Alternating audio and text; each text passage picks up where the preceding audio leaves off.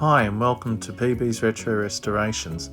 In this video I'll be rescuing this Dinky number 264 Ford Fairlane RCMP patrol car made between 1962 and 1966. As you can see, at some point someone has given this a race car makeover with a stripe and everything. As you can see, it's lost its original siren light and aerial. I couldn't find replacements on the internet, so I'll have to make my own. We're starting here by going through and disassembling the car and seeing what we're dealing with.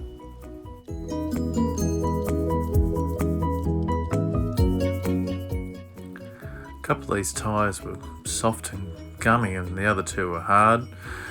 We've tipped out the interior, and here's the two little Canadian policemen. One guy's got his arms folded because he's filthy about not being allowed to drive again. Never mind, maybe next time. The window, it's got to be drilled out, has a large crack through the back of it. Now, I like to try and keep as many of the original parts as I can, and I decided we could cope with that crack screen. The windscreen's got some paint from its custom job that it received long ago. I'll be able to get that off. I'll just sit it in some brake fluid. You'll see that in a minute. Trying to remove the tyres, of course, they just snap in half. I've got some replacements for those, so we'll be okay.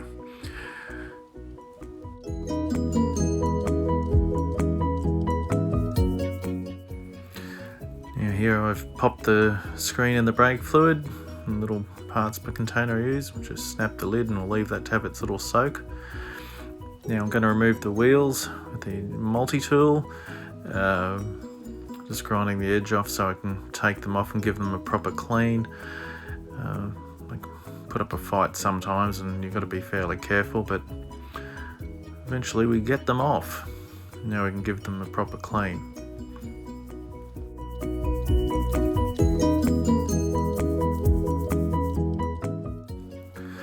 Now the front part of the base plate was a bit bent and twisted, so just give it a little bit of a tap out. Get it as flat as I can, and that looks pretty good. We can move on to stripping. Now, here they are having a soak in the stripping fluid. Several layers of paint. A rinse. Most of it's come off, but still needs some cleaning up.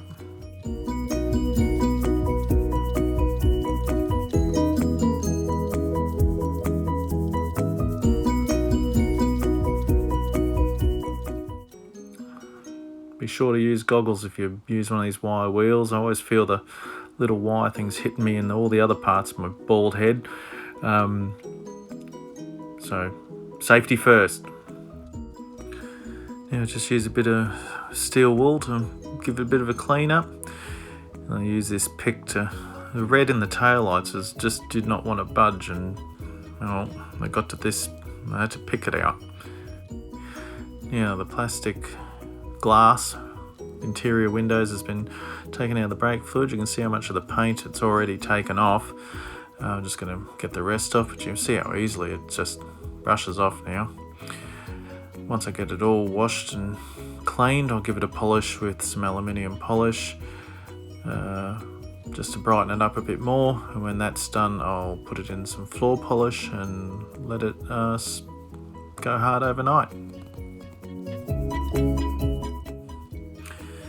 Here I am giving the wheel hubs a polish, bring them back up to shine. I haven't even stripped these, I just wire brushed them, and it brings them up really shiny. They're probably shinier than they should be, but it looks good.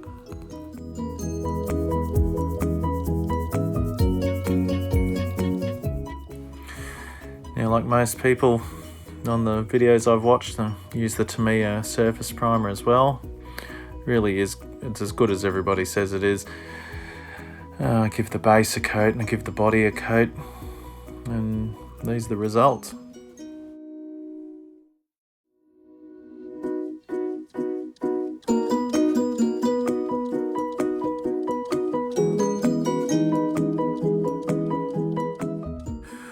Here I'm using Tamiya semi-gloss black, just rattle pack.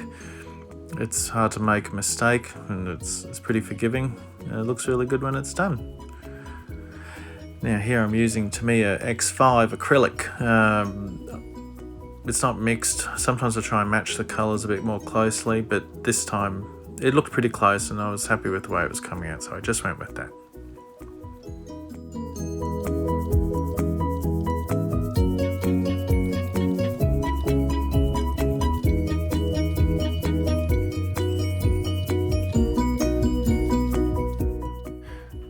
Paint's dried to that nice like duller finish.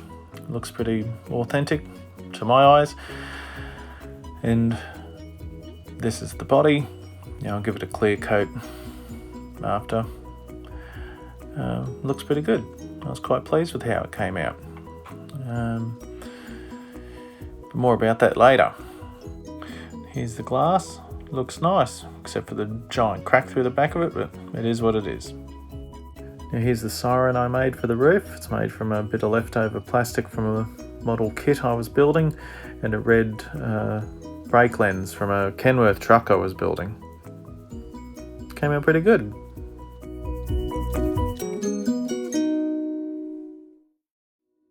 And here's an aerial I rated from my model kit box as well. I can't remember what model it came from, but it looks pretty close. It looks the part. I'm going to give it a coat of paint and we'll put it on. I'm using an iron lac silver pen here to paint the details on. It won't fit into all the gaps, so I just squeeze some onto a paint tray and just use a brush to get into the finer points.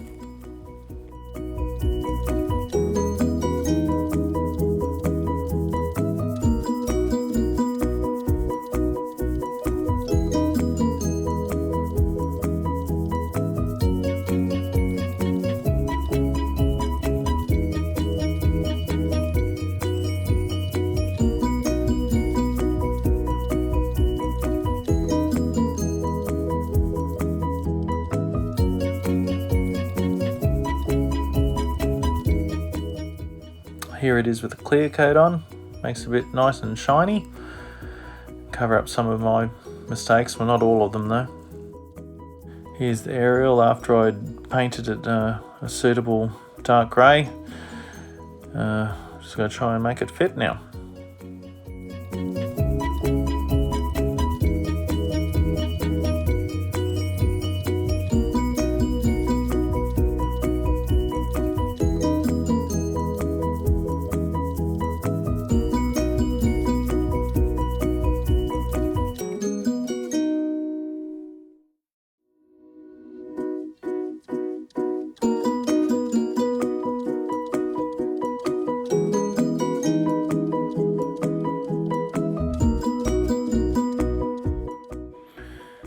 Okay, now here are all the various parts.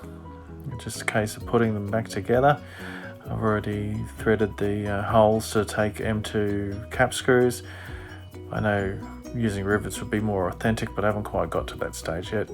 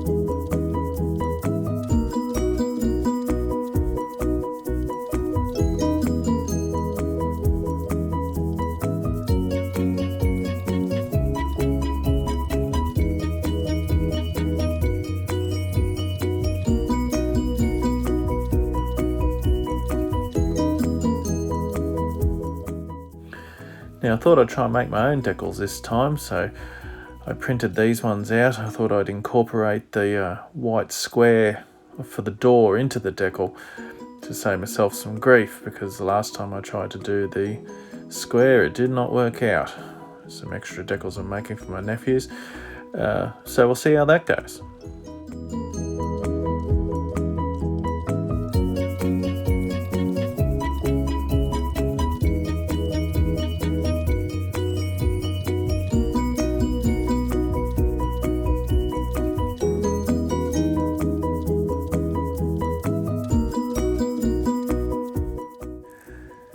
white part of these decals goes transparent when it's in the water, and when you're applying it to the model, and it stays transparent until the decal dries.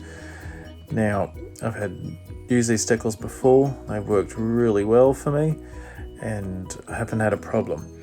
But for some reason, this time, when they dried, they just would not go white like they're supposed to, and I put that down to something I've done.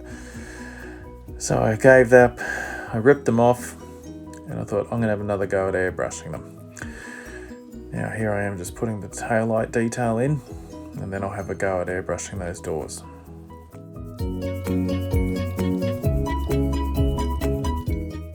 So I'm masking up the body again. I'd have another go. I nearly knocked the aerial off doing it, but that's okay, it survived. Unfortunately, I should have clear coated the tape to stop it running, because as you can see from here, it's run again, but I'm not going to strip the car again. I've already done it once.